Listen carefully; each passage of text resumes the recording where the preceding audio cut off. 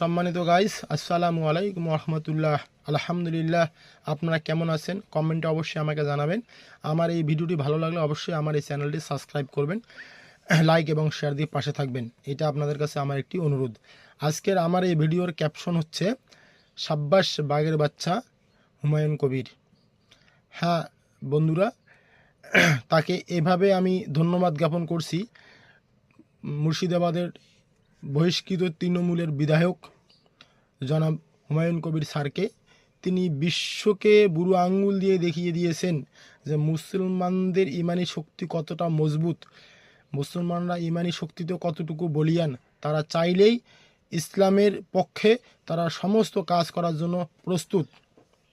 তার একটি জ্বলন্ত উদাহরণ জনাব হুমায়ুন কবির স্যার যখন ঘোষণা দিয়েছেন যে বাবরি মসজিদ নির্মাণ হবে মুর্শিদাবাদের বেলডাঙ্গায়, তার এই সূত্র ধরে দেখেন সেখানে কত রড, সিমেন্ট, বালু, লোকের সমাগম অনেক। এবং সেই নির্মাণাধীন বাবরি মসজিদের এলাকায় এই জুম্মার সালাত আদা হয়েছে, প্রথম জুম্মার সালাত। সেখানে লক্ষ লক্ষ মুসল্লিরা অংশগ্রহণ করেছে। খোলা জমিনের মধ্যে এই জুম্মার সালাত আদায় করেছেন মুসল্লিরা। এটি নিঃসন্দেহে একটি প্রশংসনীয় কাজ, যেটা বিশ্বব্যাপী দেখেছে যে মুসলমানরা বেধর্মীদের চোখ রাঙ্গানিকে কখনো ভয় পায় না। তাদের ইমানি শক্তি অনেক শক্তিশালী।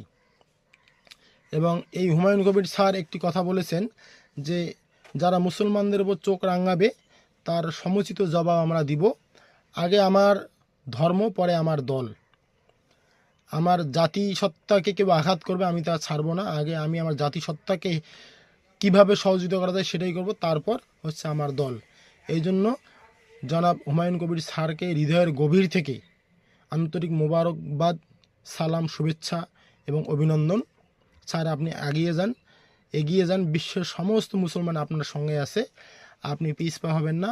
এবং মুর্শিদাবাদের বেলডাঙ্গায় বাবরি মসজিদ নির্মাণের জন্য যে ফান্ড ডোনেট কালেকশন করা হচ্ছে, আপনারা আমাদেরকে এর একটি ওয়ে বের করে দিবেন, আমরা যেন সেখানেও বিশ্ব থেকে ডোনেট পাঠাতে পারি। এই আশা এবং আহ্বান ব্যক্ত রেখে আমি আমার সংক্ষিপ্ত ভিউয়ার্সদের উদ্দেশ্যে যে কথাগুলি বলছিলাম তা শেষ করলাম। আসসালামু আলাইকুম রহমতুল্লাহ।